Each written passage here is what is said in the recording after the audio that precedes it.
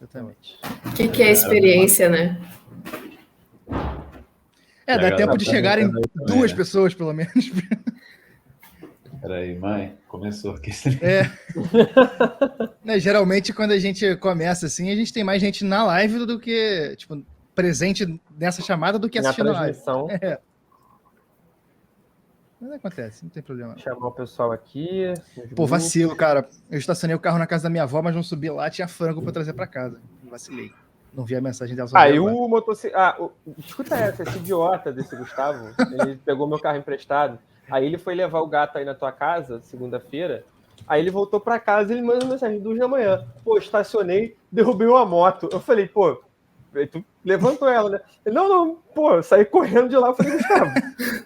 Pô, achei que fosse a coisa mais honesta fazer o cara ver. Não, isso aí foi piada, Eu só quis sair o mais rápido possível de lá pra ninguém ver que eu tinha derrubado a moto.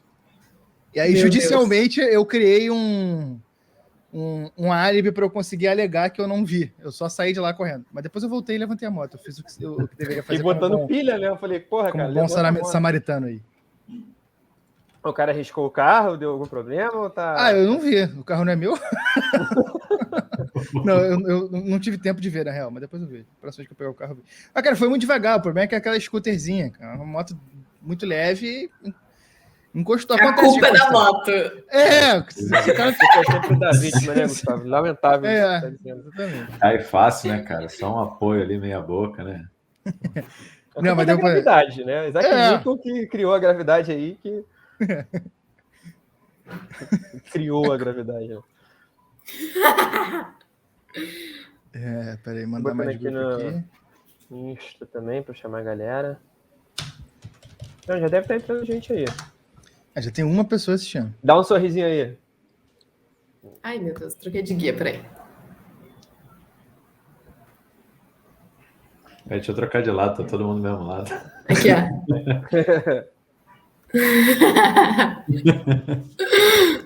Vou botar no meu Twitter também, aproveitar. Fazer assim, né? Igual o japonês, né? Que o japonês faz assim, né? Sei lá. Vai, print, hein? O coraçãozinho do Darlan, pô, aproveitar. Gente, o melhor meme do Darlan é aquele que aparece, tipo, ele assim e fala, o atleta Jota, que aproveita cada momento na câmera pra cobrar dívida. Muito bom isso, cara. Ai, Darlan é muito fofo, gente. Pô, ele ganhou churrasco, cara. Ele ganhou sexta, ganhou tudo. Churrasco é bom demais, cara. Um segundinho, rapidinho. Já volto aqui pra câmera. O Chico vai dar fuga. A gente geralmente começa a live com 3 minutos depois da transmissão. Já dá pra galera chegar. Daqui a pouquinho a gente começa. Quando o Chico voltar, a gente dá ali.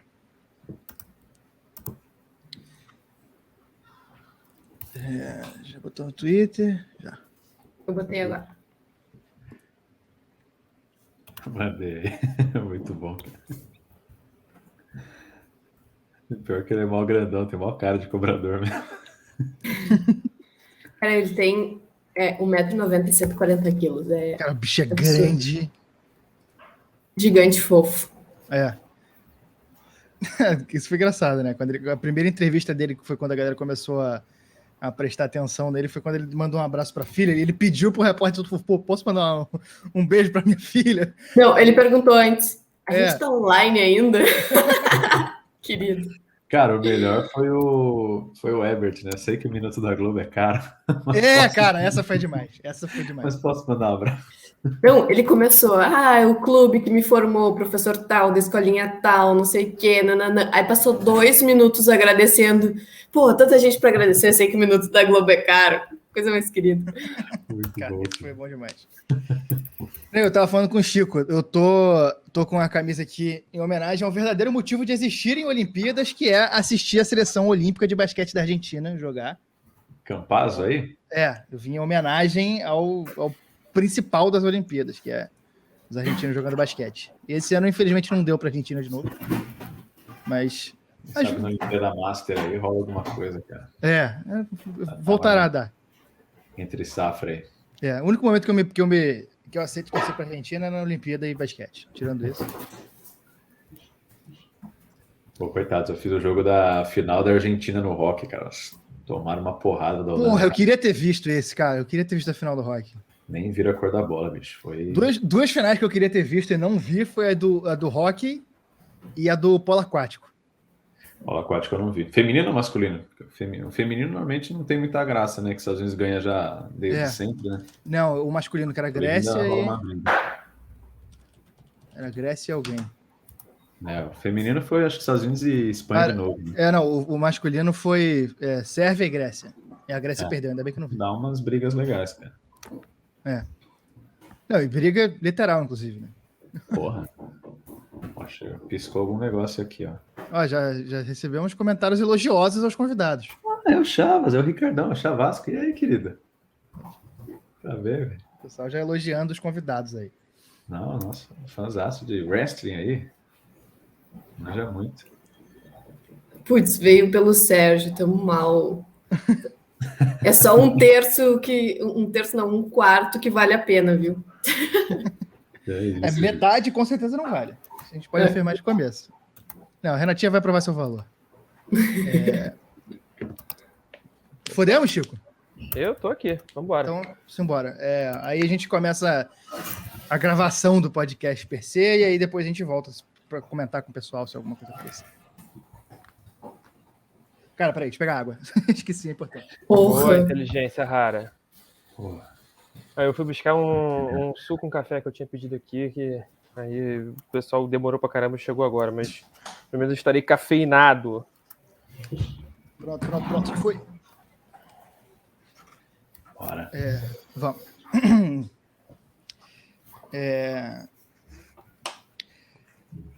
Começando agora, direto dos estúdios virtuais, Dom Diego Armando Maradona, mais um podcast do Armário da Bola.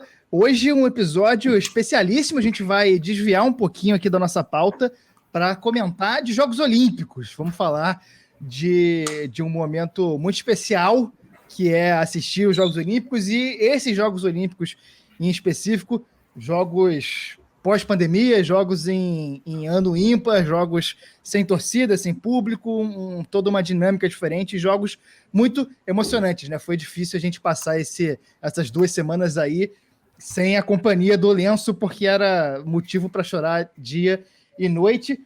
E, Chico, seu boa noite, estamos aqui com convidados especialíssimos, né? Hoje não é boa noite, né? Hoje é boa tarde. Estamos aqui roubando a audiência da Fátima Bernardes. Ela tá, inclusive, a produção dela tá ligando loucamente aqui, falando que não é possível, né? Temos 9 bilhões de pessoas assistindo nesse momento. É um momento muito. É uma honra termos aqui Renata de Medeiros, Sérgio Arenilhas. E a Renata já participou, né, do episódio da Copa do Mundo. Lá atrás já teve uma leve participação e a gente estava tentando marcar há um tempo. Nossa parceirona já ajudou muito com produção, com arranjar contato aqui. E o Sérgio é engraçado, cara. A gente tem coisa de 2 meses, eu acho, até foi engraçado isso, que durante as Olimpíadas a gente viu mais o trabalho dele mais de perto, mas que foi uma coisa assim... Eu lembro de comentar com o Gustavo, foi um jogo que foi Peru e Colômbia, se não me engano, que viralizou o vídeo do Sérgio falando de um problema na agricultura que teve. Produção de arroz. Foi do fungo da banana. Né? Da banana no Peru. O fungo da banana. O fungo da banana. E aí, assim, eu olhei e falei, cara, isso aqui é piada com Peru, piada com banana, ao mesmo tempo aqui uma relação geopolítica interessante, é uma parada super pertinente ao que está acontecendo. Cara, isso aqui é Armário da Bola puro. A gente tem que arranjar um jeito de chamar esse cara para participar com a gente em algum episódio. Eu fiquei feliz que você me notou e o Globo Rural não, cara. Já valeu demais. É porque a gente é corno, né? A gente está mais ligado nesses temas do que o Globo Rural. E, cara, a gente está com o Chico já adiantou aí, estamos com o Sérgio Arenilhas e a Renata de Medeiros. Renata, primeiro, você, seu boa noite, você que já é de casa, né? Seja bem-vinda finalmente a um programa inteiro aqui do Armário da Bola. Tava esperando esse convite, viu? Tava sentindo falta, inclusive. Não, brincadeira, o Chico trabalhou fortemente para a liberação do meu passe. E informação, tá? Sou eu de carne e osso, não é meu holograma aqui hoje. É verdade. Cara, isso é um dado que a gente tem que trazer aqui. Isso é uma informação... É importante. É importantíssimo a gente dizer, Renata de Medeiros é a primeira pessoa que a gente conhece que se tornou um holograma.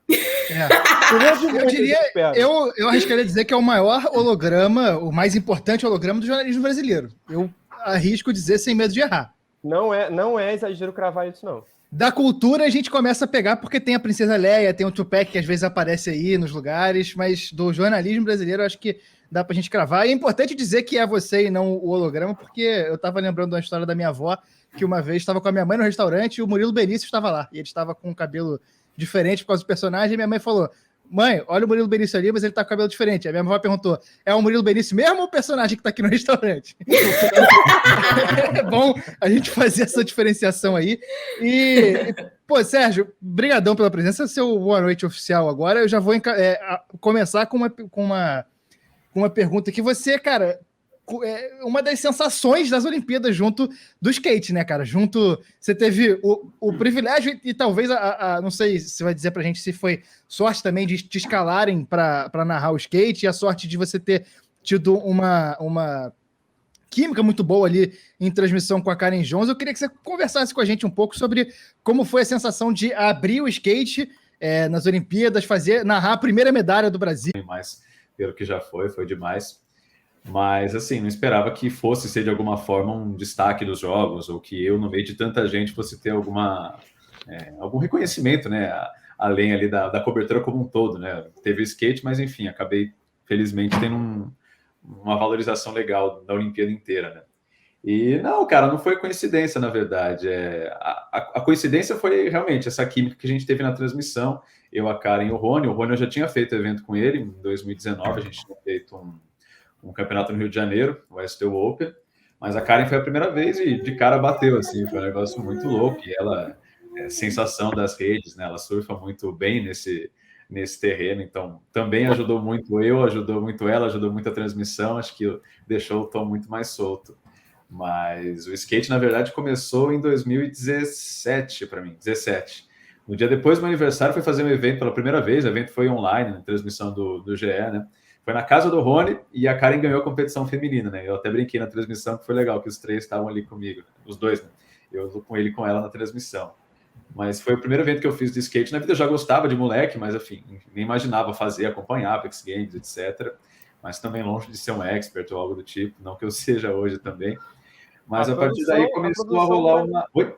A produção está avisando aqui que a gente tem um conteúdo para colocar aqui na tela que prova que você é, sim, especialista no assunto na prática. Calma aí que eu vou aqui, ó. Produção, alô? Oi, é isso mesmo? O alô? diretor de TV está no Switcher, pede para ele botar. Aí, ó.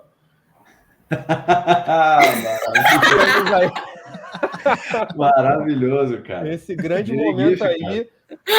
Isso aí com certeza deu uma experiência para você narrar as quedas, né? Na galera cair ali, você já saber cair, né? Mais importante do que levantar é saber cair, né? E já entro nessa história rapidinho, que foi muito boa. Mas, enfim, aí comecei de 17 para cá, né? Mais de 18 a fazer os eventos. Então foi uma associação, na real, de 3 anos para cá, né? Então já foram aí... Antes dos jogos eu tinha feito uns 20 eventos já de Park Series, de SLS, de Circuito Brasileiro, enfim. Então a associação já estava ali, né? De certa forma foi até algo natural de rolar a Olimpíada, que bom que rolou também esse reconhecimento, essa vontade de parte da chefia, né, de me colocar para fazer o skate, ainda mais nesse momento, né, de estreia e tudo mais, com todo o holofote dos jogos. E foi legal demais, cara. Eu costumava fazer muito com o Geninho, que foi quem fez na Globo. Uou! Mas foi legal, cara. Ficou um casamento legal ali com a Karen e com o Rony. E esse evento foi muito louco. Isso daí foi no Mundial de Parque, que em 2019... 19, o Brasil recebeu o Mundial de Parque e o de Street. Teve o de Parque aqui no Vila Lobos, em São Paulo, e na semana seguinte o de Street. Eu não fiz o Mundial de Parque, mas eu estava lá acompanhando, e aí depois do evento a gente tinha a festinha, né? O after party ali dos atletas e tal. Era aqui em São Paulo, naquele pool. E aí, pô, a gente ia lá, ficava curtindo, etc.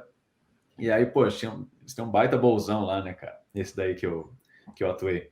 E aí, pô, eu chegava lá, vi uns pivetinhos assim, pô, meio metro ali voando e fazendo zoom. Eu falei, cara, tem que dar, bicho. Ali do lado, o erro é esse, tem que. Posso não fazer nada, mas pelo menos desceu, entro de boa. E lá é uma baita numa queda, né? O pessoal depois falou, pô, você foi começar logo naquele bolsão, bicho.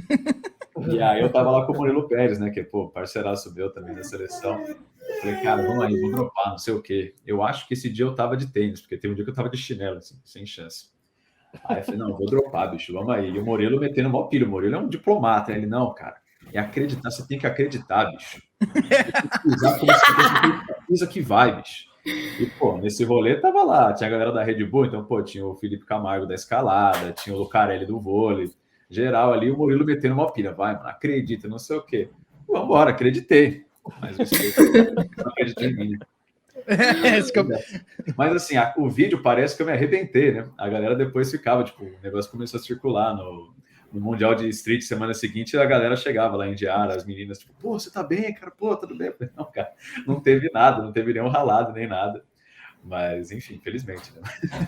O problema é quem filma e não fala pra você não fazer a situação em questão. Filma, nem vai ver, cara, ali embaixo. Eu sou esse amigo. Eu sou esse amigo que eu fico assim, não, cara, vai dar certo. Vai dar certo. Faz ali, só pra testar, vai dar certo. Já com a câmera aqui rolando. Não, e foi legal, tipo, tinha um chefão lá da Red Bull, nem sei se ele ainda tá lá, mas ele, tipo, ele que filmou um de frente, né, do outro lado. Aí depois ele, não, ele acho que é francês ou austríaco, ele tipo, não, isso aí, muito bom, confiança, gostei, parabéns, eu respeito, não sei o quê. Esse gente boa pra caramba também. Renata, eu queria que você compartilhasse com a gente um pouquinho da experiência de já estrear na televisão. Você tem experiência muito em rádio e veio aqui para o Rio há pouco tempo trabalhar no GE, trabalhou em site e tudo mais, só que sua primeira experiência já em TV já foi pegar uma bucha enorme, que é lidar com o Bernardinho. Com o Bernardinho, que é começar um programa, né? Para quem não acompanhou, a Renata foi tinha um quadro fixo ali no Ohio Sport TV, um programa, talvez também um dos grandes sucessos aí do Sport TV, que é um programa muito bom, que deu muito certo, eu estava todo dia aqui assistindo. Nossa, a quantidade de gente chorando o fim aqui, assim, pessoas... E aliás, só uma coisa, né? É importante lembrar que a Renata, ela tá fisicamente, mas que ela tá falando do puxadinho do latifúndio que ela conseguiu, né? No psicológico do Bernardinho. Tá falando com a gente de lá. O bolo que ela construiu ali. Um bolo ali no psicológico dele, tá falando aí no fundo dele. Conta pra gente como é que foi isso, de já estrear num programa desse, como é que veio a proposta, como é que você matou essa bola no peito e botou na gaveta depois, né?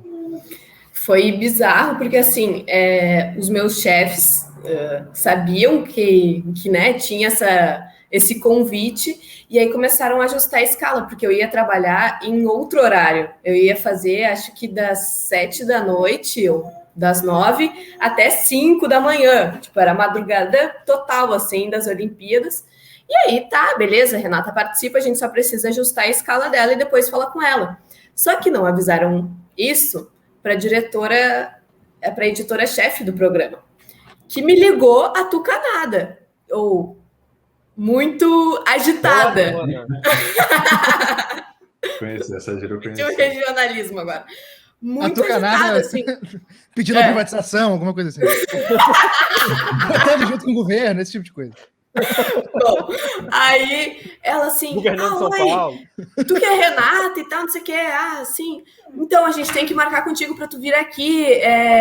Elizabeth tá subindo a mesa, minha cachorra.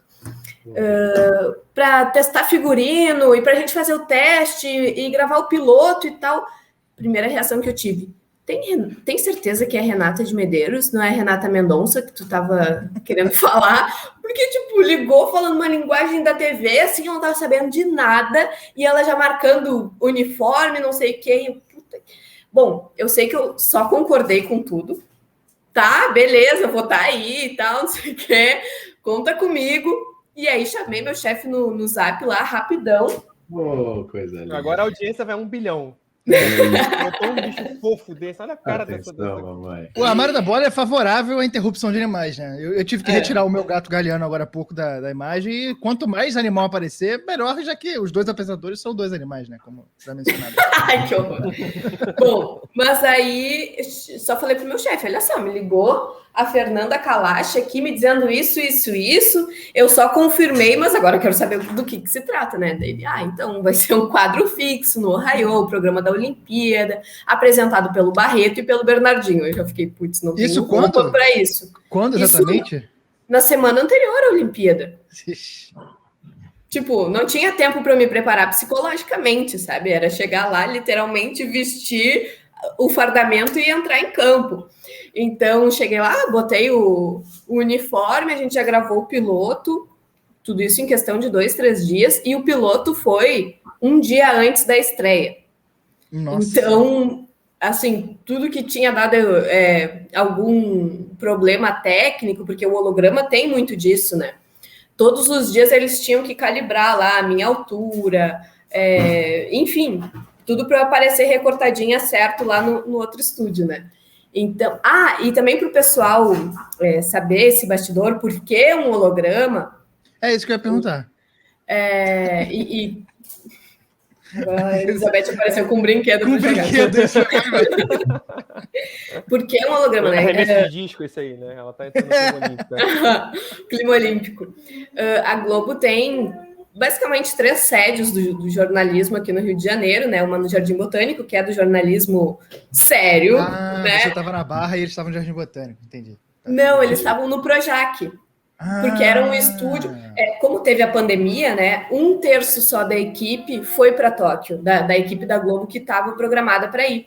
E aí, todos os apresentadores importantes, como os telespectadores, como nós e vocês estavam acostumados, normalmente apresentam aqueles programas que são durante as Olimpíadas naqueles estúdios bonitões, assim, que mostram a cidade e tal. Só que eles não puderam ir por causa da pandemia. Então, criaram um estúdio que pudesse dar a mesma visão de Tóquio que o estúdio de Tóquio teria. Então, instalaram lá umas câmeras e tal, e aí todo o fundo era com essas projeções. E aí, como o Jornal Nacional ia usar Esporte Espetacular, enfim, vários programas, e aí precisava de uma grande estrutura, isso tudo foi no Projac. E eu estava na sede da Barra da Tijuca, que é Sport TV, Canal Combate, enfim, todo o esporte. Então, eu não estava fisicamente no mesmo lugar que Bernardinho, Barreto e companhia estavam, né? Não era ter essa câmera aí no fundo do estúdio, simulando o toque, que quando aparecia robô gigante, essas coisas, eles não estavam correndo o risco do robô realmente quebrar o estúdio, né? Ele só quebraria imagina o robô entra e rouba o Galvão Bueno, o drama que ia ser. Aliás, grande personagem dessa Olimpíada, né? Mas, Renata, outra pergunta sobre isso, assim, queria que você falasse como foi ver dando certo isso, né? Porque eu imagino que tenha dado menos tempo de sentir as coisas acontecendo ali no tempo real, já que era todo dia e você precisando estar ligado a 100% nas Olimpíadas, né? Já que você estava comentando a parte ali de redes sociais, então eu imagino que você tenha sido difícil desligar, mas eu queria saber como é que foi ver isso dando certo, né? Porque é uma primeira experiência com a cara, dando a cara a tapa na TV ali, tenha sido... Como é que foi? Quero que você conta pra gente como é que foi tudo isso. Não, foi bizarro, assim, porque a primeira entrada que eu fiz foi com memes do Bernardinho, né? Então eu já fiquei, meu Deus, eu vou zoar um cara que tem 7 medalhas olímpicas, que surta, que xinga todo mundo, que, putz, eu não sabia o que ia acontecer. Então tentei levar ali na malemolência, né? Botei em prática algumas dicas do Chico, né? Que foi quem me inseriu no jeito carioca do rolê. E aí levei na brincadeira. E o Bernardinho adorou. E aí nossa, graças a Deus. E aí depois, até lendo umas matérias, o UOL fez uma matéria, né, dizendo que essa interação era legal, porque para quem esperava um Bernardinho rabugento, ou que fazia careta, ou que era brabão, como ele costumava ser quando técnico, foi uma grande quebra de expectativa, porque ele brincava com os memes e, enfim, tinha ali uma conversa bem informal, assim, nas minhas participações, né? E quando realmente caiu a ficha, foi ontem, eu acho, anteontem, eu não entrei no fuso brasileiro ainda direito, então não sei mais que dia que a gente está direito. Mas que eu fiz o post no Instagram para agradecer o pessoal, e aí eu vi ali o Bernardinho, 7 medalhas olímpicas, o Serginho Escadinha, 4 medalhas olímpicas, o Flávio Canto, 1, e a Hortência, outra, tipo, 13 medalhas olímpicas, e eu ali, entendeu? E o Barreto, tipo, o mestre do jornalismo, o cara mais generoso, assim, dentro do jornalismo que eu conheço. E eu que nunca tinha trabalhado em TV, então eu pensei, nossa, como que eu tava no meio dessa galera, sabe? Então, nossa, foi uma experiência muito legal e ver que deu certo foi mais um alívio, sabe? Porque quando eu entrei nessa, eu tinha mais medos e apreensões do que certeza de tipo, vou entrar, vou ser mais descontraída, até porque o quadro mudou um pouco a abordagem dele do início para o final, porque no início a gente procurava mais histórias curiosas e tal. E aí, pelo fato de o pessoal ali que estava compondo o programa ser especialista nos esportes mais em evidência, eram histórias que acabavam não repercutindo muito, né? Então, a gente começou a trazer uma abordagem mais de brincadeira, mais o que os torcedores estavam repercutindo, que daí sim, eles conseguiam entrar naquele clima mais descontraído. Então, nossa, foi uma experiência muito legal. Pena que acabou, queria retorno das Olimpíadas. Seria infelizmente bom. Não tem. E você acha que o fato de ter sido muito do nada te ajudou? Não ter tempo para pensar muito? Eu fiquei pensando nisso agora. Acho que sim. Você não pensou sobre isso ainda, tudo bem. Não tinha pensado sobre isso. É uma questão para você pensar, na próxima sessão você traz isso. Mas é que nem a manobra do Serginho ali, acredita e vai. Não dá tempo de pensar muito. Mas é muito isso, eu lembro até, tipo, meu primeiro evento foi na Olimpíada, né? Minha estreia foi na Olimpíada, então você no meio da loucura toda, você vai no embalo ali, você não tem aquela coisa de tipo, ai meu Deus, eu lembro que foi um negócio muito, tipo, o Diego vai chamar o break, na volta você assume lá, então, tipo, chega lá, tipo, oi, estamos aqui, ciclismo, então você já vai no gás, depois você pensa, caraca, estreiei, pô, foi maneiro. Eu só quero ajudar um pouquinho no cartão de visitas do Serginho. Serginho, quantas modalidades olímpicas? Essa é uma pauta que a gente vai tratar aqui. Não, olímpicas não. Quantas modalidades de esportes tu já narrou? Eu acho que agora 64 foi. E quantos anos tu tens? 25. Eu não vou falar mais nada até o fim do programa. No Rio de Janeiro, Não, mas é que a Olimpíada ajudou muito, né? Então eu falei, a minha estreia foi na Olimpíada, então eu já fiz lá umas 10. Aí depois fiz a de inverno, também já foram aí mais umas, sei lá, 10, 15. E agora também mais, enfim, vai aumentando muito nesses eventos. É claro que eu vou fazendo mundiais aqui e ali, fiz muitos, ainda bem. Mas a Olimpíada também dá um salto do nada muito bom, cara.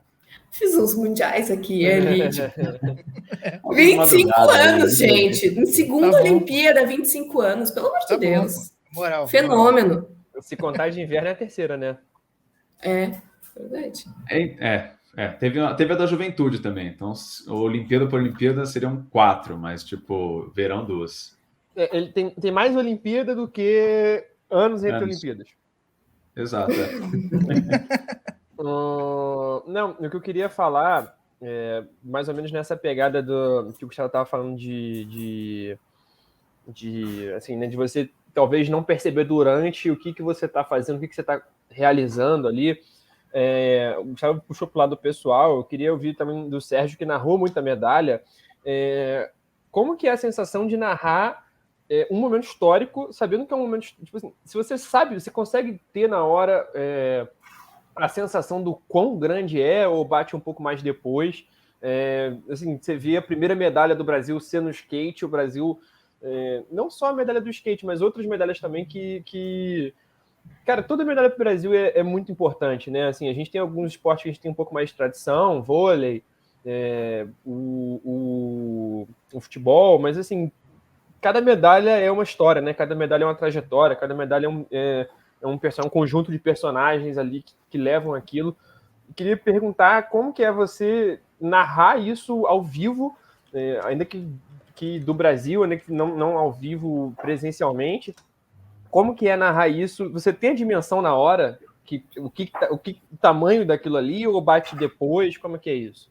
E só para complementar a pergunta também, como na hora você faz para dar a exata dimensão do fato, né? Porque a gente aqui no Armário da Bola, a gente fala muito sobre história também, e eu e Chico, a gente sempre busca...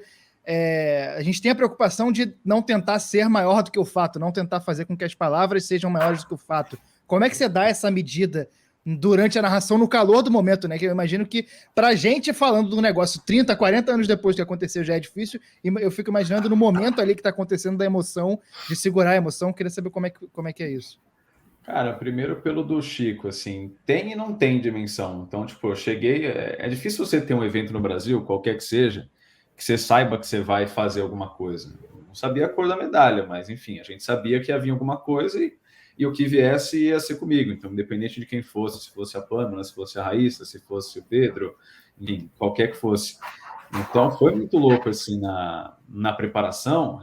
Claro que, de certa forma, eu tentei deixar tipo mais evento de sempre possível, então igual fazia um brasileiro, igual fazia uma etapa do circuito mundial, claro que também explicando muito mais do que normalmente eu fazia por causa do alcance dos jogos, né? Muita gente chegou agora, mas era muito louco, cara, porque você ficava, putz, vou narrar medalha, eu não gosto de pensar o que eu vou falar aí, não que eu pensava, mas você ficava tipo, caraca, esse negócio vai virar ser um dia, cara, assim, o que rolar, né? Não aquele evento específico, né? Mas enfim, alguns dos 4 ia virar, né? Que você fala, caraca, e agora, cara? E eu não posso fazer merda, né? Porque eles não vão fazer. Eles vão estar lá, né?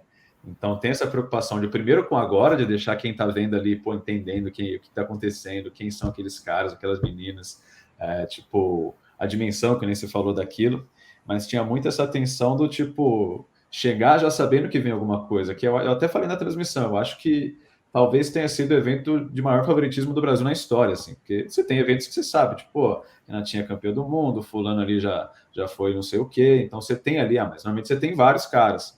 No skate, não, você já sabia que, cara, ia rolar, então tinha essa tensão de, tipo, não faz bobagem, então se prepara, explica, esteja ali afiado nas manobras para poder explicar, como eu fiz na transmissão, os perfis em dia, como eu já tinha ali, trazendo coisas de fora também, como eu já tinha também falado com alguns deles, com enfim, preparador, etc. Então tinha muito essa tensão de não fazer bobagem.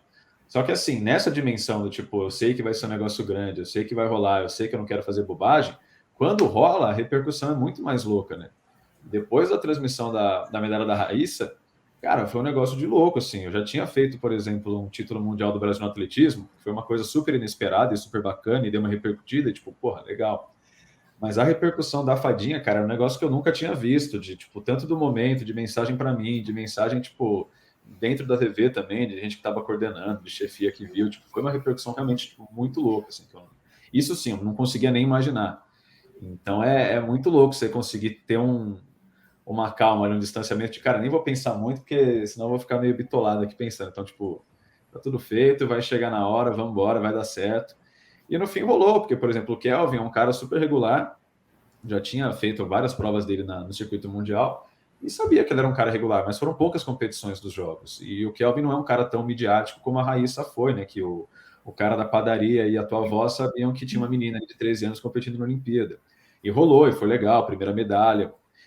Depois teve a da fadinha, teve também as finais no parque depois. Mas foi realmente muito louco, cara, essa percepção de não faz bobagem, porque tem o agora que você tem que fazer direito, né? Primeiro você tem que fazer o agora, mas também fazer esse agora pensando no futuro, que daqui, sei lá, 20 anos, numa próxima pandemia da vida, quando começarem as reprises, tipo, você vai estar lá vendo a tua prova e falar, ufa, tá entregue, né? Tá bem contextualizado, eu acho, que é isso, né? Você daqui 20 anos conseguir pegar essa narração e ela ser fresca, né? Ou seja, você conseguir entender as coisas. E nisso do que você falou, Gustavo, da inserção com o evento, né? Eu, por exemplo, não tenho bordão, não gosto de bordão, nada contra quem tem, mas eu gosto de tipo servir mais ao evento do que o evento me servir, né? Nada contra, tem até amigos que fazem. Tem até amigos que são um bordão. Mas assim, eu acho que para quem tem, é um jogo também muito difícil acho que até de desprendimento, um pouco de ego, de conseguir se desprender dele, né? Porque senão você fica refém dele, fica esperando o momento para emplacar o teu bordão, e o teu bordão não é o mais importante ali, né? É o evento em si. Às vezes o cara fica mais feliz porque conseguiu ali a deixa para dar o bordão do que pelo momento de fato que aconteceu, né? Então eu tenho mais essa visão de servir mais ao evento, né? Então eu não apareço tanto. Você não vai pegar, tipo, pô, aquele cara que falava não sei o quê, tipo, vai pegar e vai ver a narração, vai ver o que saiu na hora. O cara que falou da banana no jogo do peru. Da banana.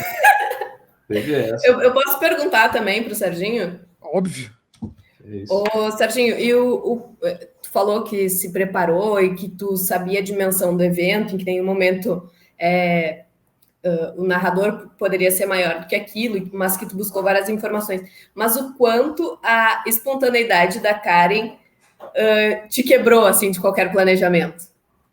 Cara, me quebrou demais, né? Porque a Karen, eu falei que ela é eu brincava, né, que ela era uma bomba atômica, assim, maravilhosa, porque você não sabia o que tinha. O Rony já tem um perfil mais tranquilo, né? Mais solto. E a Karen, não, ela já é muito espontânea. Então ela tá Ela sempre chega xerecando, né? fazendo meme. Oi? Ela chega xerecando, né? Exato. Então foi muito bom nesse sentido, porque eu costumo até ser mais serião e tipo mais envolvido ali com a parte técnica e de currículo, etc. E ali acabou ficando uma resenha legal, né? Teve até alguém que postou um dia que tipo a transmissão estava aparecendo uma live da Twitch. Eu falei, cara, maravilhoso isso, que é uma Isso é bom transmissão demais. longa. A gente ficava ali 3 horas de eliminatórias, mais uma hora e pouquinho nas finais. Então, tipo, no fim, você olhava, eram 5 horas. E conseguir manter essa leveza foi muito bom, mas era muito louco, assim, foi uma insegurança boa, porque com ela ali, você não sabia se vinha um meme, se vinha uma tirada, se vinha de repente uma cortada, então era muito louco isso. E no fim ficou muito legal, né? Ficou muito espontâneo ali na hora. Que nem na abertura mesmo, você abre, tipo, ela já, tipo, nossa, você fala diferente, já dá um pegando ao vivo. Mas foi muito bom que a galera sentiu esse casamento ali na tela, legal. E qual foi o momento que ela mais te quebrou? Que você sentiu que ela, tipo, que você ficou mais sem graça ali? Ou sem jeito, ou você teve mais Quando dificuldade? ela mete um xerecô ao voz vivo, foi mais. como é que é a reação? De qual? Que ela meteu, xerecô na pista. Cara, eu dei risada, né? Eu dei risada na hora. Porque, na verdade, nessa hora do xerecô, eu não tava nem muito vendo a prova. Eu tava do tipo, vem aí Renato de Medeiros. E aí eu fui anotar alguma coisa, eu fui pegar ali onde tava a fichinha da Renata, da moça lá na vida. E aí eu só vi uma queda assim, eu vi um xerecô no campeonato. Aí eu falei, aí eu olhei a imagem, eu falei, aí eu dei risada, cara, isso é de tudo, assim. Eu tipo, não repercuto ali na hora, mas é claro que a gente reage, gosta, né? Mas foi muito engraçado, foi muito espontâneo, acho que isso ficou legal, né? Não ficou uma coisa O que eu forçada. vi que eu achei engraçado foi quando ela falou que você tem a voz diferente da transmissão e fora. Então, isso daí foi de cara, né? Foi muito do nada. Porque a gente se encontrou ali. Eu não conhecia a Karen pessoalmente, assim, né? Tipo, mas como amigo, né? A gente já tinha se encontrado por aí, mas enfim, acho que ela também não fazia ideia quem eu era. Mas a gente até, quando eu cheguei assim na transmissão umas horas antes, a gente falou, pô, encontrei o Rony a gente já se conhecia. Mas eu falei, pô, fica tranquila, porque tem muita gente que fica tensa, né? Tipo, fica travada. Eu falei, meu, seja você ali, vai que vai dar tudo certo. Fica tranquila que a gente vai resenhando. E ela, tipo, não, de boa, tranquilo. E aí, de cara, ela deu essa. Aí, tipo, a gente deu risada. E é isso, foi uma quebrada boa, né? Eu falei, não sei que eu fico muito de preocupação técnica, de currículo, de tá sendo preciso ali na hora. Ter alguém que te traz para essa parte da resenha, da zoeira, é muito legal, assim. Deixa a transmissão mais natural, né? Cara, uma coisa que, assim, isso é uma impressão como espectador, assim, como alguém que tem alguma experiência não, porque eu nunca trabalhei com isso, mas assim, Familiaridade. Alguma familiaridade com o jornalismo esportivo, mas falando mais como espectador, né? Não como alguém que viveu a confecção, a feitura disso. Mas a minha impressão é que esses Jogos Olímpicos agora foram um sucesso de público, foram um sucesso de crítica, vamos dizer assim, de sensação mesmo, não só pelo que estava acontecendo dentro da quadra, dentro da pista ali, pelas histórias que o Brasil ofereceu, pelos personagens que o Brasil ofereceu, mas porque eu acho que a cobertura funcionou e teve uma mistura muito legal de experiência. A gente se emocionou com o Galvão, a gente se emocionou com gente que já estava acostumada a viver aquilo, o Galvão, o Everaldo, poxa, a Daiane dos Santos também é um personagem que a gente já conhecia, apesar de não conhecer ela diretamente do jornalismo esportivo.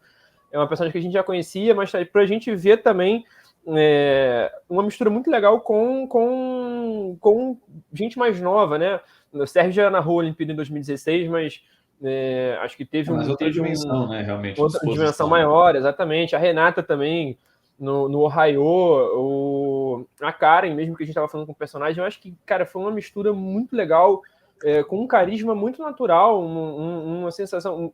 Foi um carisma natural vindo de quem estava ali fazendo, né, dentro ali, os atletas, mas quem estava cobrindo também foi uma conexão muito legal. Eu senti isso, assim, como espectador, eu senti isso, e pela reação que eu vi nas redes, eu acho que não sou o único que senti isso, os próprios repórteres também. A gente teve, histórias muito legais, o pessoal, assim, a cobertura foi muito, muito, muito boa, foi à altura dos jogos e essa mistura foi muito legal, né? Eu pelo menos senti isso. Agora, com emoções muito genuínas, né? Deu para ver que a emoção dos atletas é óbvio, sempre um ciclo olímpico, terminar um ciclo olímpico é sempre muito emocionante, mas da parte da transmissão e de quem estava ali fazendo a transmissão, dava para ver que eram emoções muito genuínas, por também ser um momento muito difícil, né? Se foi difícil para todo mundo, para os jornalistas também não vai ser diferente, e emoções até boas, né? Eu acho que um geral dessas Olimpíadas é que foram emoções muito boas e um momento que muita gente viveu junto, e é legal a gente trazer esse lado também de quem fez a transmissão, porque é o elo, né? O elo entre o evento e a gente como telespectador é justamente o pessoal que fez a transmissão, e no geral foram muito boas as transmissões, né? Todas elas foram muito boas, e é legal a gente trazer esse lado aqui de gente que trabalhou nisso para trazer essa emoção pra gente, né? De formas diferentes, o Serginho narrando e a Renata fazendo um programa diário ali, mas é realmente bem interessante esse lado. Eu acho que assim, foi uma cobertura muito feliz, na real, né? Porque a gente dificilmente também está muito tempo junto, todo mundo, né? E na Olimpíada a gente tem esse convívio direto, né? Tipo, a nossa família ali é a TV, então você está numa transmissão, você sai, você encontra a Renata, e aí você sai, você encontra de repente um chefe, ou você encontra um comentarista, e de repente está na salinha ali falando de judô com o cara da canoagem, então, tipo, tava todo mundo muito feliz ali na Olimpíada, né? Então a gente tava numa pilha, não tava aquela coisa de, que chata, de madrugada, ou tipo, nossa, hoje eu vou ter que virar. Não, a gente tava ali, tipo, mano, vamos que vamos, e vai ser muito louco, vamos quebrar tudo. Então, esse encontro também ajuda, porque a gente também, na pandemia, ficou muito distante desse ambiente de redação.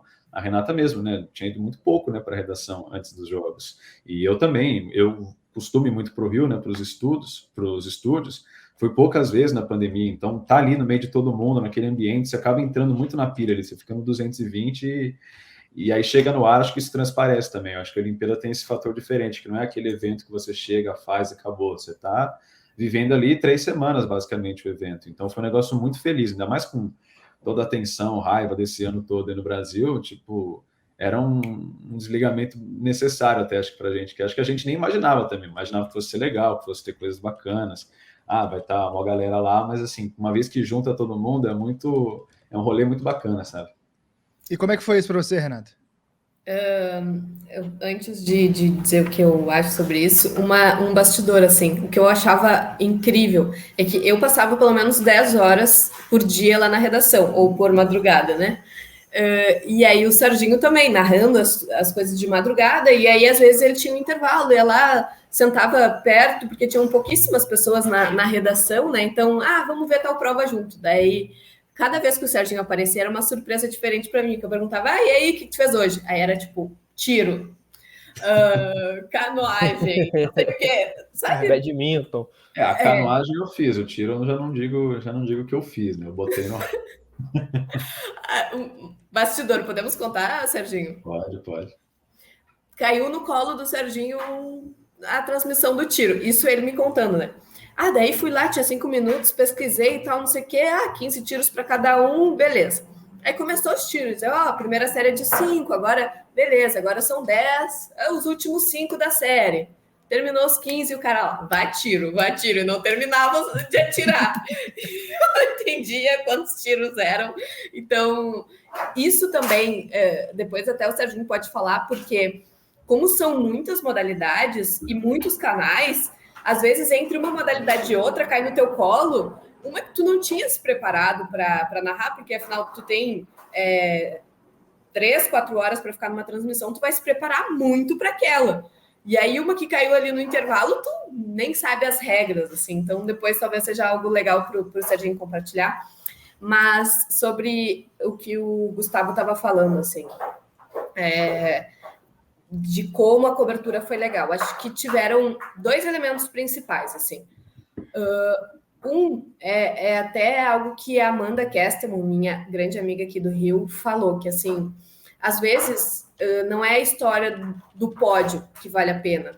Às vezes é a história do cara que ficou em 29º na classificatória, que é legal de contar. Então, nessa Olimpíada não tinha público. E aí tu não podia contar a história da torcida da Islândia, como tinha na Copa, que é um país super pequeno, de uma história super curiosa, que tu podia pegar os torcedores e contar. Então, tu tinha que mergulhar na história dos atletas. Eu acho que essa Olimpíada foi muito rica em personagens para os jornalistas que estavam lá contar as histórias. E também tiveram temas que a gente precisa debater, que vieram à tona também.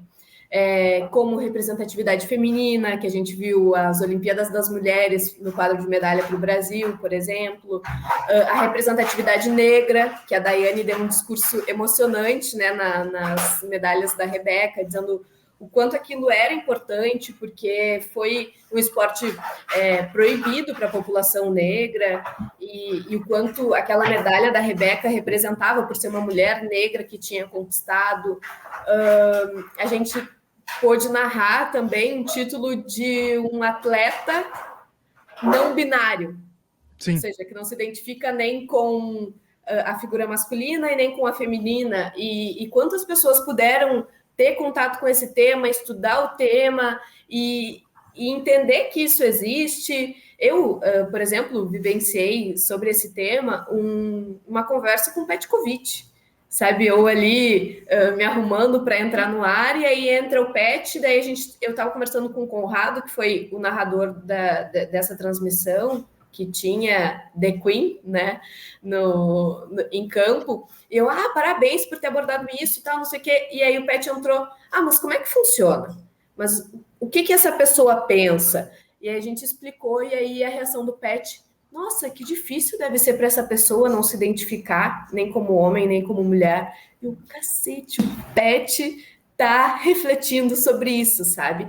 Então eu acho que essa Olimpíada, saúde mental, gente, tipo a Simone Biles trouxe esse tema muito à tona, e aí num Ohio tu vê o Marcelo Barreto dizendo que tem transtorno obsessivo-compulsivo e o quão difícil é isso, que o diagnóstico é a pior parte, e que é muito bom quando tu consegue dar nome àquilo que tu tem, porque daí tu trata de forma diferente. Eu, como também pessoa que tem transtorno de bipolaridade, achei aquilo sensacional, porque é muito legal alguém tratando como comum ou como normal algo que tu tem algum melindre para tratar, assim, ou como será que as pessoas vão enxergar isso, ou até um medo de ser olhada de forma diferente por ter alguma doença mental, algum transtorno mental. Então foi muito legal isso na Olimpíada, assim, que além dos ótimos personagens, a gente teve histórias e temas muito contemporâneos entrando na nossa pauta, que normalmente cobrindo o Brasileirão, repercutindo rodada, projetando rodada, repercutindo entrevista, projetando entrevista, a gente entra naquele factual e não consegue abordar da melhor forma esses temas, né? Então, me alonguei na resposta, mas eu acho que isso transformou ainda mais rica essa transmissão, que além desse entrosamento, assim, ajudou bastante. E eu acho, só pegando um fim aí da Renata, que a gente consiga cada vez mais ver o evento como reflexo do momento, né, da sociedade. É uma coisa que eu até falei na narração da medalha da Raíssa, né, que eu falei que se as Olimpíadas são espelho do seu tempo, ela é um produto dele, porque ela é uma figura midiática que viralizou nas redes. Imagina, tipo, não tem aquela trajetória padrão de, tipo, não, formação, ou de... Cara, ela viralizou nas redes e, tipo, em 5 anos, menos que isso, né? Em 5 anos, ela estava lá ganhando a medalha olímpica, né? Então, e nessa Olimpíada que a gente já imaginava que fosse falar de muitas coisas, então, de todo o ativismo político que a gente viu antes, da questão negra, dos protestos raciais, e que bacana que a Olimpíada foi isso, né? Era uma coisa que eu senti muito na Copa Feminina de 2019, do tipo, cara, nunca se falou tanto de feminismo, nunca se falou tanto de igualdade de gênero, de questões de diferenças salariais, enfim, dos mais tipos de coisas, movimentos sociais que nem União na Menos na Argentina. Então, cara, tipo, você já tinha como prever que a Copa seria diferente, né? Por ser um país também estruturado financeiramente, com futebol feminino também de destaque, mas você sabia que ia ser uma coisa diferente. E quando foi, tipo, todo mundo, nossa, de onde veio esse evento, né? Tipo, já estava aí. Mas ele conseguiu beber muito e ser o que foi. E a Olimpíada também, a gente falar dessas questões de diversidade de gênero, sexual, comunidade LGBT que a mais também. Então, cara, foi realmente bacana que a gente olhe para essa Olimpíada e veja tudo isso, igual a gente olhava antes e via, sei lá, em 68, protestos naquela era, né, no auge de 68, de manifestações sociais, etc., e ter a Olimpíada que a gente teve. A Olimpíada, acho que de Tóquio vai ficar muito marcada pelo momento que ela foi. Acho que isso é bacana, não só pela falta de público, pandemia, enfim. Não, e isso é uma coisa que a gente gosta muito de levantar aqui. Acho que a maior bandeira que a gente tem aqui no Armário da Bola é que futebol é política, futebol é história, futebol é sociedade, e não só o futebol, né? A gente foca mais no futebol, mas é esporte, né, cara? Não tem como ficar só no futebol. O esporte é sociedade, o esporte é muita coisa, né, cara? É história, é política, agricultura. Também, não deixa de ser. E é muito incrível ver, né, que o esporte não é só esporte, não é só a bola na rede, não é só o dardo lançado, não é só a cortada, é muito mais coisa, né? Esporte é representatividade, é tanta coisa que é realmente emocionante, cara. É de deixar sem palavras, assim. Eu queria até aproveitar que a Renata puxou essa bola daí da representatividade, levantar uma outra questão também que muita gente comentou na rede. E eu vou começar essa pergunta com uma citação que eu acho que representa bem. O Darcy Ribeiro, né, eterno Darcy Ribeiro, um dos maiores pensadores que essa terra já teve, tem essa sabedoria, essa frase bem que eu acho muito representativa, que diz: tenho tão nítido o Brasil que pode ser, que há de ser, que me dói o Brasil que é. E eu acho que essas Olimpíadas, principalmente no momento que a gente está vivendo político e sanitário, que essas Olimpíadas, para muita gente, foram um escape, né? A gente vê, cara, a Raíssa, do interior do Maranhão, com 13 anos, fazendo o que fez. A gente vê, o Ebert gritando, aqui é Brasil, não sei o quê. O Isaquias falando, né? O Isaquias, eu quero ser o preto do interior da Bahia, sendo a maior celebridade do Brasil. E a gente vê o quanto que esse país pode ser, o quanto que o Brasil... A gente vê esse tipo de coisa, a gente fala assim, cara, o Brasil é o país para dar certo. Se tem um país que tem que dar certo, e é um absurdo não dar certo, é o Brasil. Não existe lugar no mundo igual essa terra aqui, não existe lugar no mundo, não existe. E eu acho que essas Olimpíadas representaram muito isso, né? Eu acho que foi um escape grande, cara. Eu senti muito isso. Quase que eu falei, cara, o Ítalo, do surf, se emocionando, falando que ele... E assim, não é só a questão do cara se superar, que, ele não tinha estrutura e foi campeão olímpico, mas tudo que representa, né? Eu acho que a gente vê o Brasil ganhando, vê o Brasil do jeito que pode ser, nos dá esperança. Né? Não, e é uma coisa que eu até postei outro dia, e teve gente que... Felizmente, acho que a maioria entendeu, mas teve um outro que achou que eu estava criticando a delegação de agora, mas assim... O Brasil ele é muito pequeno perto do que ele pode ser nos jogos também, em termos de representação. A gente fala muito de, cara, vai bater 20 medalhas. Cara, 20 medalhas para o Brasil é muito pouco. O Brasil tinha que ser tipo uma Austrália, tá ali falando de 40, 50. E se a gente se emociona com 20 histórias, ou um pouco mais, né, por causa dos coletivos, a gente podia ter 50 histórias, sabe? E o quanto que isso acaba sendo um elan vital para a gente ali, um impulsionador, sabe? Tipo, eu até coloquei hoje mesmo, né, do Hemisfério Sul, que basicamente são 4 países que se destacam, né? O Brasil, o Quênia, a Austrália e a Nova Zelândia. E o Brasil teve uma campanha muito próxima da Nova Zelândia e, tipo, o Brasil podia ser a Austrália, sabe? Tipo, ter essas histórias, assim, aos montes e o transformador que isso poderia ser, né? A gente, cara, se tivesse realmente... Teve, acho que foi o Caju que postou, o Lucas Caju. E, tipo, cara, num ciclo que a gente perdeu o Ministério do Esporte, que o atleta vem do nada, sabe? Vem catado de projeto social, assim... que sofre para existir, com edital, com verba cada vez menor, tipo, a gente consegue ter esses caras, não é para a gente ter uma Fadinha ou um Alisson, é para a gente ter 8 Fadinhas ou 15 Alisson, sabe? É muito bizarro pensar nisso que você falou, do que a gente poderia ser e o quão mais mágico ia ser se isso fosse verdade. Né? O Popó, ele falou um negócio numa transmissão de boxe, dizendo assim, pô, o boxe tem 2 medalhas, foi 2, né? Tinha Uma uma. prata da Bia e o ouro do Ebert. Ah, Né? isso. Não, foram 3, foram Foram 3. 3, teve o bronze também. Teve o Ah, é Abner. verdade. Teve o Abner. Tipo, 3 medalhas para o Brasil e... Um bronze garfado, que eu tava no mudo, um bronze garfado. Isso aí foi mais um dos roubos. Também, né? Não, garfado, nossa senhora. Não, e abrindo parênteses, vocês viram que o japonês lá do surf ficou em último agora numa etapa mundial? Hoje. Sem meu árbitro eu não consigo. Sem juiz não tem como. Mas daí o Popó falou que todos esses 3 atletas vieram de projetos sociais. Né? Ou seja, projeto da boa vontade de gente que pode ajudar uma comunidade e fica ali querendo dar para outras pessoas a oportunidade que teve, né? Como foi Popó e outras pessoas lá na Bahia. Então, a gente pensa, gente, se isso tivesse respaldo, apoio do governo, quantos Eberts a gente não teria, quantas Bias Ferreiras, sabe? Então, na mesma forma que alentador tu vê que o futuro pode ser muito grande, é desalentador de tu ver assim o quão desolador é o presente, né? De quanto essa falta de apoio impacta na vida dos atletas. E aí muita gente diz, né?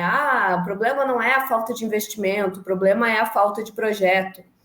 Aí tu quer dizer que o Thiago Braz, que é medalhista olímpico na Rio 2016, e não só medalhista olímpico, medalha de ouro na Rio 2016, perdeu o patrocínio para Tóquio 2020 porque ele não tinha um bom projeto? Não, gente, sabe? Falta investimento, falta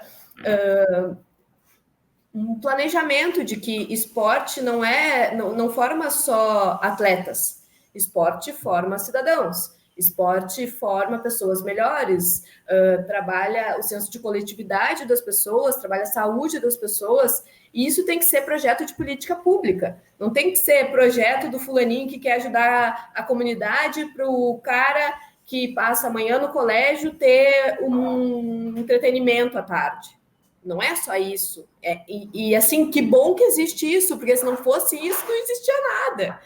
Então, enfim, nesse sentido, eu ainda acho muito assim, se não fosse a boa vontade do povo brasileiro, a gente estaria muito pior. Porque se fosse para depender só das forças públicas, dos poderes públicos... A maioria dos projetos também não são de caras que estão assim, garantidos para o resto da vida, que, nossa, foram milionários. Enfim, o Popó ainda teve uma dimensão maior e, sei lá, como o Popó cuida das finanças dele, assim. Mas a gente vê, tipo, pessoas que, cara, tinham tudo para nem pensar em fazer alguma coisa, do tipo, com o pouco que eu tenho, eu vou viver e vou tocar minha vida, da minha família, e ainda assim querem dar de volta. Não é que é um Jeff Bezos da vida querendo dar de volta alguma coisa. Não, são pessoas que, na teoria, não precisavam fazer nada, né? Que já tiveram muito mais do que se imaginaria que poderiam ter e ainda assim pensam nisso.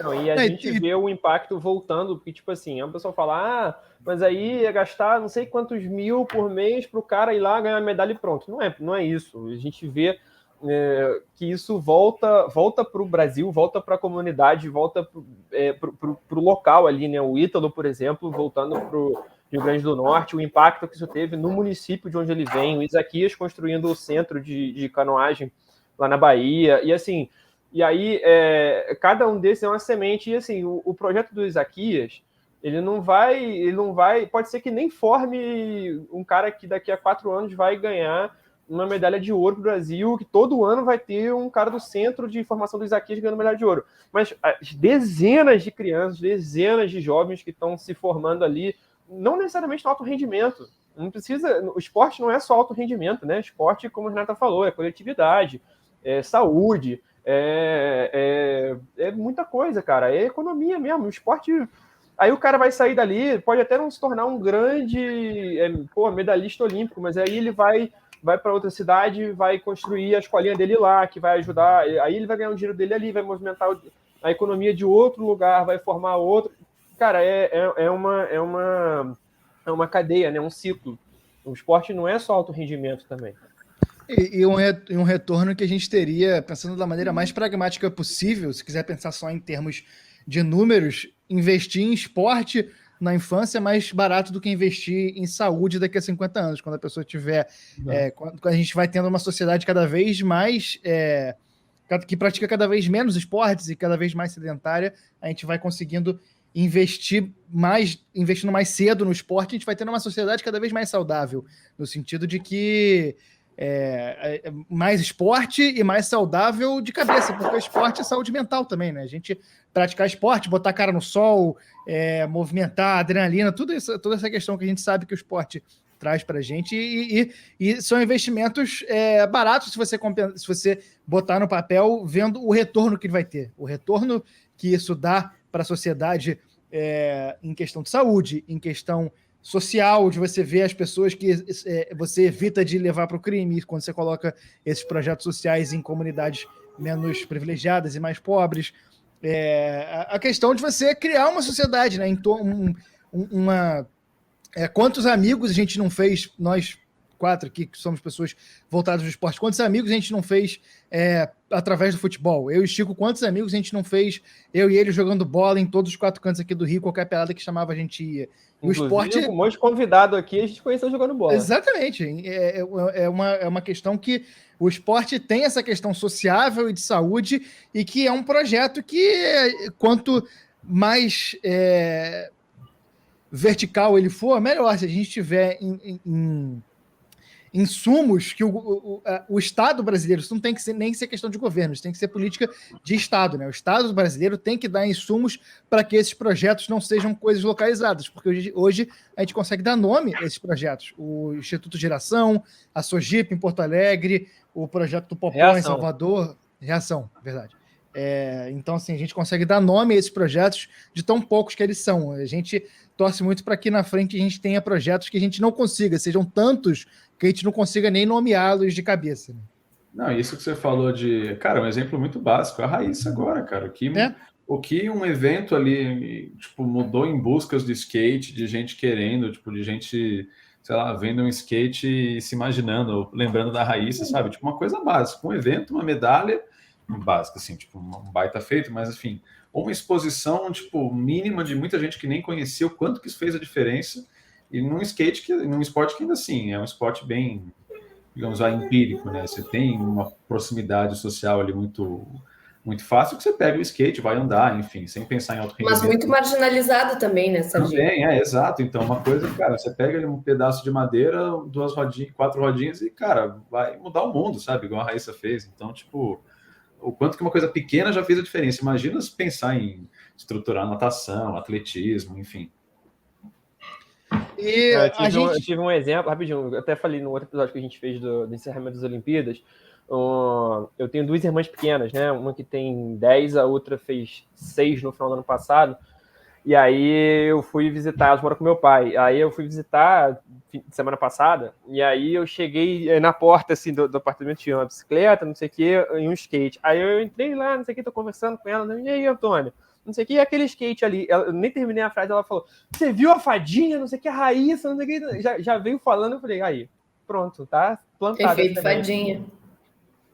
E também, fazendo uma matéria, assim, sobre como países que dão certo no esporte tratam o esporte como política de Estado, como o Gustavo falou, como isso é importante, porque um aspecto que eu nunca tinha pensado, além de todos esses que a gente trouxe, de social, cultural, de coletividade, de saúde, é que as crianças sabem o que é competir desde muito jovens.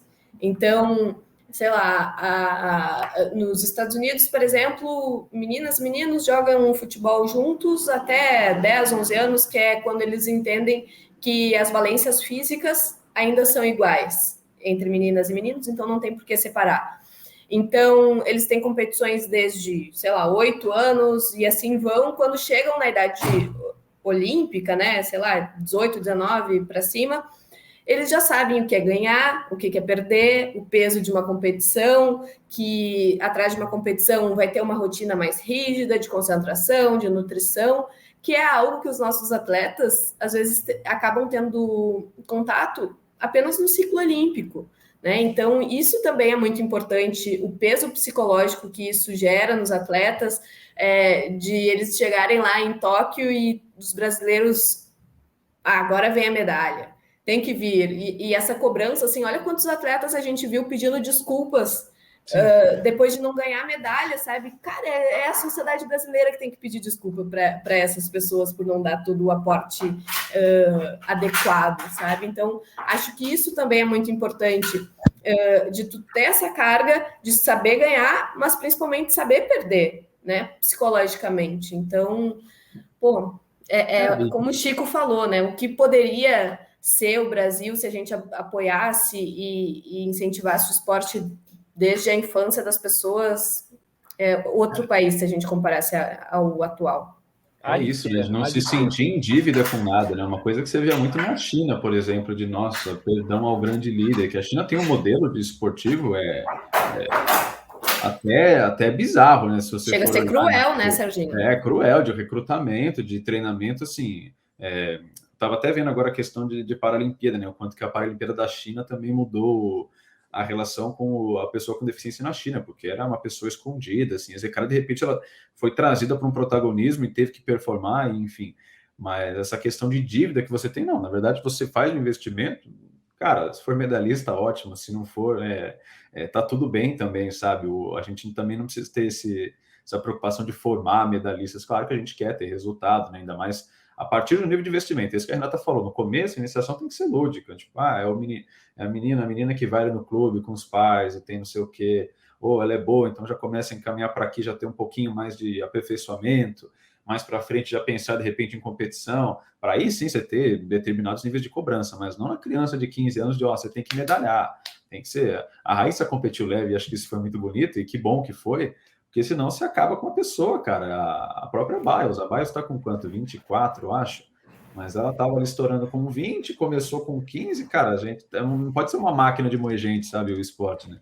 E a Raíssa é isso, ela tá voando agora com 13 anos, mas daqui 3 anos vai ter 16, tipo, e já vai ter essa cobrança de cara, tem que ganhar, tem que continuar, porque o dia que ela perder, a resposta vem, tipo, uma porrada em cima dela, você quebra uma pessoa, cara, que vai ter o quê? 16, 17 anos, sabe?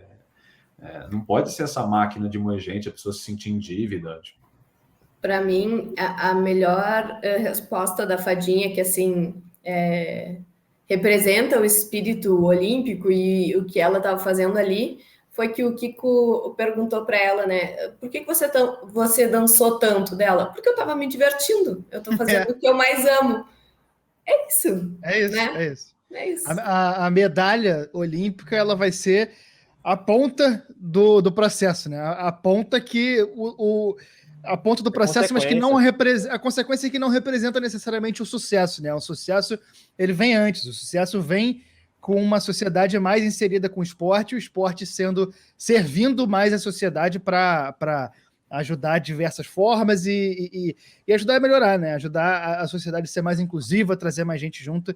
E quando acontecerem mais medalhas, se acontecerem mais medalhas e a gente subir no quadro de medalhas, isso vai ser só uma consequência de uma sociedade que leva o esporte mais a sério, como a gente gosta de lidar, inclusive isso é muito da nossa plataforma aqui, né? De levar o esporte mais a sério, e um projeto olímpico faz parte disso. A gente vai já... O esporte em si, ele não é, rapidinho, só para pontuar, o esporte de alto rendimento, enfim, ele não é para ser saudável, porque a maioria das pessoas Sim. não vão ser de alto rendimento, elas são excepcionais, por isso elas estão ali. E aí você tem que discutir maneira de também deixar essa coisa não saudável o menos brutal possível e com menos efeitos, ter acompanhamento igual psicológico, a gente vê hoje em dia cada vez mais no esporte, mas também ele sendo o que é, a nossa relação com ele ser boa também, não ser uma relação tóxica de cobrança, de raiva, de ódio, não sei o quê, tipo... A nossa relação com o esporte também muda, né? O futebol a gente tem esse meio homofóbico, machista, racista pra caramba que a gente tem e infelizmente eu acho que não sou tão esperançoso quanto ele passar por uma transformação. Mas os outros esportes eu acho que estão aí pra gente ressignificar a nossa relação com eles, né? Exatamente. Opiniões impopulares. Futebol não tinha nem que ser esporte olímpico masculino.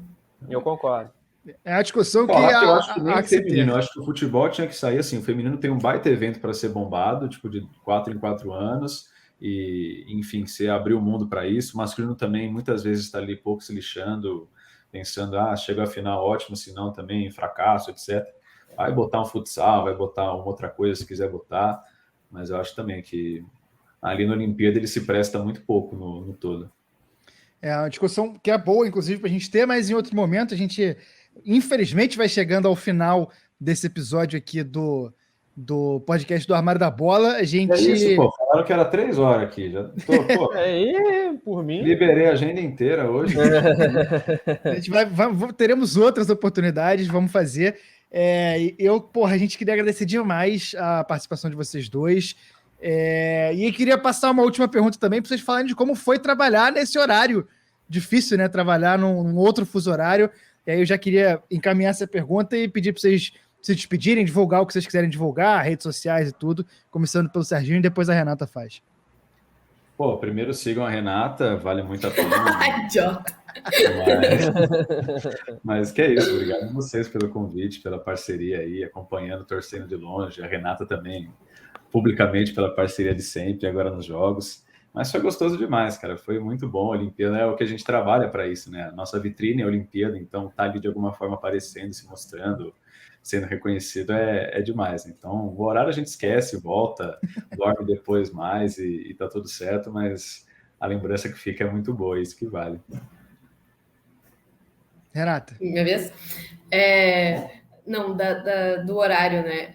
Para mim foi muito louco, assim, porque eu moro com meu namorado, né? Então, a primeira pergunta que eu fazia todos os dias quando eu acordava, tipo, 1h da tarde, era: que dia é hoje? Segunda, terça, não sei o que. Aí ele respondia, né? Mas quando a gente estava falando sobre as Olimpíadas, por exemplo, ele dizia: fulano ganhou medalha. Aí eu dizia: isso foi ontem. Dele: não, ontem para ti, hoje para mim. Então, para mim, o fuso horário foi algo muito louco, assim. E eu sempre disse para o Serginho lá na redação que a única pessoa que dormiu menos do que eu nessa Olimpíada foi ele. Porque parecia que ele dormia lá. Ele tinha um colchão, alguma coisa, tá? Porque é inexplicável. Eu acho que teve um dia que ele devia estar narrando no Sport TV 1, 2 e 3. Teve um dia que eu dormi, viu? No penúltimo dia, depois da maratona, eu estava virado já, sei lá quantas horas, eu deitei no sofazinho e dormi lá, mas o resto não. Trabalhou demais. E, agradeço muito vocês, que já viraram amigos, né? Além de colegas. O Serginho, mesma coisa, parceria de sempre, agora publicamente. Sigam o Serginho para saber de todas as modalidades do mundo, não só as olímpicas. E também conhecer um pouco daquela pessoa que a Karen Jones se surpreendeu, né? Tipo, nossa, você não é tão sério assim fora da narração. Então, para conhecer um pouquinho desse Serginho mais descontraído, muito obrigada pelo convite, amei, contem sempre comigo. Ele não é o locutor de rádio dos anos 50 que a voz promete que ele seja, né? A gente engana bem. O negócio da TV engana bem, cara. TV é uma mentira. Chico, seu destaque final. O guri de 25 anos que cai do skate, gente. É isso, Chico, seu destaque final. Meu destaque final, depois desse papo que a gente teve aqui, é para o Brasil que há de ser. A gente teve um papo maravilhoso aqui, assim, estou emocionado de ter Renata e Serginho aqui. São duas pessoas que, sabem muito, fazem muito e cujo sucesso eu fico besta de feliz, eu fico genuinamente feliz de ver. O Serginho, assim, né, conhecia mais pela tela, agora que eu estou conhecendo pessoalmente. Renata já conheço há mais tempo, já enchemos muito a cara junto. Esse churrasco vai sair, Chicão. Não, questão de tempo até a gente encher a cara junto também, Serginho. E aí, e a gente teve um papo maravilhoso aqui, assim, debater esses temas com vocês, foi muito, muito bom, e a gente vai falando coisa e vai lembrando de coisa e vai debatendo ideia aqui que é muita coisa, muito potencial que a gente vê para coisa para mudar, é muito... ao mesmo tempo que a gente fica, como a Renata falou, até meio chateado com o presente, a gente pensa no futuro e a gente fala assim, cara, o esporte é muita coisa, cara. É muita coisa. E é muita coisa para o mundo todo, mas especialmente aqui para o Brasil. É uma coisa que inspira a gente a pensar no Brasil que há de ser, né? Como disse o Darcy Ribeiro. Enfim, obrigado, Renata. Obrigado, Serginho. Vocês são foda pra caralho. Pode falar palavrão aqui, gente. Não esquenta, não. Não Sport TV, não. Enfim, vocês são muito foda mesmo. Acho que poderia também, assim. A gente chega assim... xerecaram no campeonato aqui. Xerecar. Posso dar mais um destaque final? Claro. Quanto você quiser. Né? Já que o Chico falou do Brasil, que há de ser, veio agora outra declaração desoladora dessa semana, que foi do nosso ministro da Educação, dizendo que a faculdade tem que ser para poucos, e que esse é um dos governos que menos investiu em educação em sei lá quantos anos, para não dizer 500. Eu sou jornalista graças ao FIES, então legal dizer isso também em um momento em que a gente debate tanta representatividade, quantas pessoas olham a gente e se inspiram em ser jornalistas ou em trabalhar com futebol. Então, sempre que a gente tem a oportunidade de inspirar, eu acho que a gente tem que inspirar e também cobrar que esses investimentos sejam feitos para que mais Renatas, Franciscos, Gustavos e Serginhos existam, e não só atletas, né? Porque a gente precisa de todas as profissões num país tão plural como é o Brasil. Mais Gustavos, acho que você está arriscando um pouco aí. É um pedido um pouco arriscado. Não sei se você vai conseguir. Você quer isso pro Brasil mesmo? Tem certeza? Esse é o Brasil que você quer? Não sei se tem condição. A gente vai chegando ao fim desse episódio do Armário da Bola, episódio especialíssimo que a gente eu e o Chico já estamos aqui no Zap vibrando a qualidade desse episódio e dessa live. Lembrando sempre que a gente está fazendo pelo menos 3 lives semanais na twitch.tv/Armário da Bola, que a gente está fazendo parte do programa de aceleração de conteúdos esportivos da Twitch. Então a gente está fazendo várias lives bem legais na Twitch. Para quem conheceu a gente hoje com Renata e Serginho, que não conheciam a gente agradece. Sejam bem-vindos, sigam a gente aí. A gente fala de futebol principalmente, mas também às vezes a gente parte para outros aspectos do esporte. Estamos em todas as redes sociais como @Armário da Bola, só seguir a gente lá e a gente se encontra na próxima live, no próximo podcast, no próximo post do Twitch. Grande abraço. Valeu!